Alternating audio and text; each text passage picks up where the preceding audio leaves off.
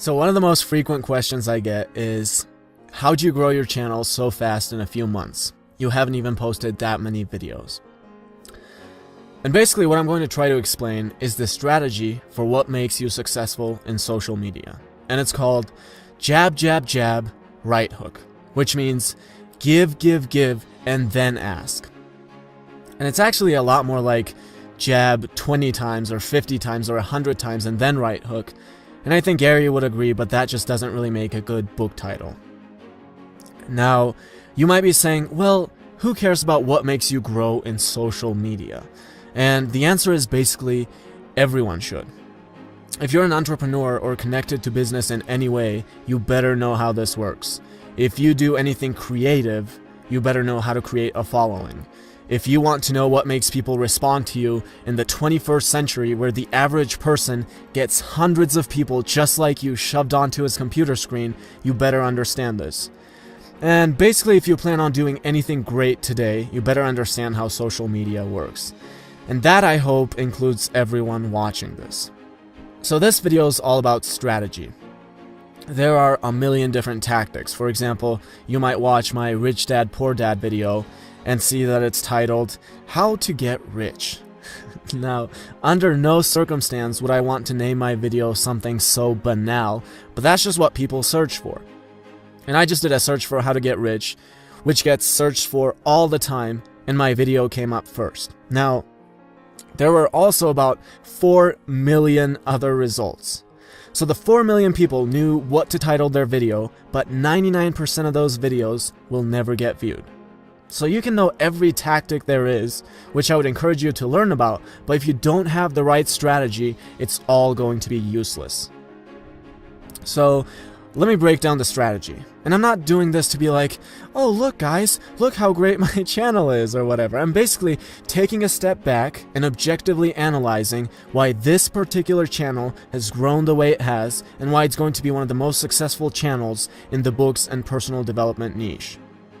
So let's get into it. Let's say John and I both decide that we want to do a book review on the 7 Habits of Highly Effective People, which is one of the most famous books in personal development. And let's say we also want to make some kind of a sale. And let's pick a pretty easy one, which would be an affiliate sale. So basically one of those Amazon links that you see under videos. If you buy through the link, you're not paying any extra or anything, but the person gets a commission from Amazon. Now, John and I both have a choice. We can either sit down in front of the webcam and make a 2-minute video saying, hey guys, this is a great book. It will make you successful. Oh, and there's a link below if you want to buy it. Or we have another choice. Buy audio equipment. Learn how to edit your sound. Buy animation software. Learn how to animate. Write a meaningful script that will actually teach people things. Combine that with 100 other steps I'm not mentioning and then ask, is this actually going to help people? Alright, so the difference between those two approaches is this. The first one takes about 2 minutes. The second one can take weeks and months to research. And it can take you 20 hours to animate just one video when you're starting out. Now, when people look at those two alternatives, guess what 99% of the people want to pick? Yes, they want to pick the 2-minute option. But here's what that means. You just picked an option where you give absolutely nothing and you ask for something. So basically you just want to walk into the ring, right hook, and then come out. And if you know anything about boxing, that's not really how it works. So as soon as you do that, you end up in the 99% of the people who end up on the 100th page of YouTube and whose video will never be viewed. Again, if you search for The 7 Habits of Highly Effective People, which is one of the most searched books, the first 2 videos will be by Fight Mediocrity. Why? Because it's the result of what I'm talking about right now. So let's look at it from the viewer's perspective. I'm on YouTube because I want to learn something, and I just watched a 2-minute video that told me, this is a great book. It will make you successful. Buy it through my link below. So I basically wasn't given anything. It's actually worse because you just wasted my time and now you're asking me to do something for you. So I'm going to have a reaction like, yeah, no thanks. I'm going to exit you out and never watch anything from you ever again. Now, let's take a look at this channel. I just watched 8 videos in a row that I learned a lot from. I'm starting to love the channel and I want to see more videos in the future. And let's say I also decide I want to buy Gary's book. If there's an affiliate link below, why wouldn't I buy through the link and support the channel? Now, here's the thing. I don't even have affiliate links on my channel. But if I did put them up, people would buy through them. Why? Because if I've been given 10 videos that, let's say, I really enjoyed and learned from, I'm much more likely to respond to being asked for something. This is why not a day goes by when I don't get an email from someone saying, "Hey, I just watched your videos and loved them. I want to buy the book, but I can't find the affiliate links on your channel. I really want to support your channel." That right there is where you want to be. You want to do well today. That is the kind of reputation you should be building.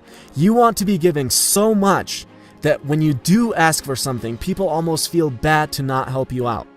We got this whole thing upside down, and this is honestly more of a life lesson than a social media lesson. And it boils down to this. If you want to do really well in life, if you want to really stand out, stop asking for shit. Everyone can ask for something, and they do, but how many people try to actually give something? I get 100 emails a day, and 99 of them ask for something. Just one person offers to give something that is actually valuable. Just one! You want to do well? You want to stand out? Be that one person. Seriously, be that one person. Yes, you'll get stuff back. This isn't some Zen lesson you don't want to hear about, but give 100 times, and then ask, and you'll be amazed at how well people respond. And like I said, this is more of a life lesson, but it's just so much worse with social media, and here's why. When I was a kid, my friends didn't come up to me and say, "Hey, my aunt has an old fridge and wants a nicer one. Do you want to donate?" Why? Because you're going to feel like an idiot. You're going to feel uncomfortable asking that.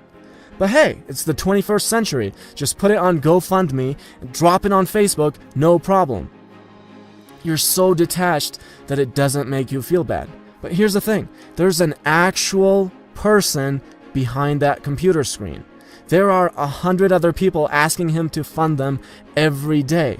Like, it's so bad today that you could have a horrible form of cancer and a person will look at your sick pictures and it won't faze him at all. He sees something like that 100 times a day and is just desensitized now.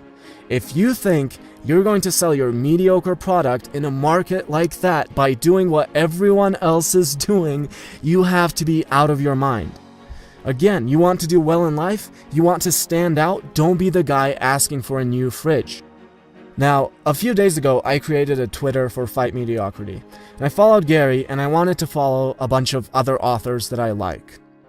Now remember, these are authors that have best-selling books. Pretty smart people.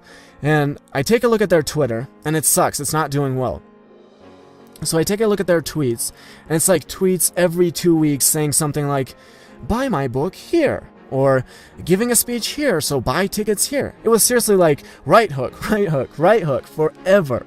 Of course their Twitter isn't doing well, and I didn't want to follow them either. How do you give value in 140 characters? I remember I followed Gary, and one of his recent tweets literally said, "Hope you guys have an awesome day, that's it," or something like that. Now, pretty simple, right? But even that is a form of giving. He's giving you positive emotions. When he does that and gives you something in another 99 tweets and then he asks for something, yes, you start to want to give back. So again, remember, you need to jab a lot before you right hook. Everyone's asking for stuff. You don't stand out by being yet another person who asks for stuff. You won't even register on people's radars. They're completely desensitized to it. You stand out by giving because no one's doing it. And you realize that the more you give, the higher your chances of when you eventually ask, people are going to reciprocate.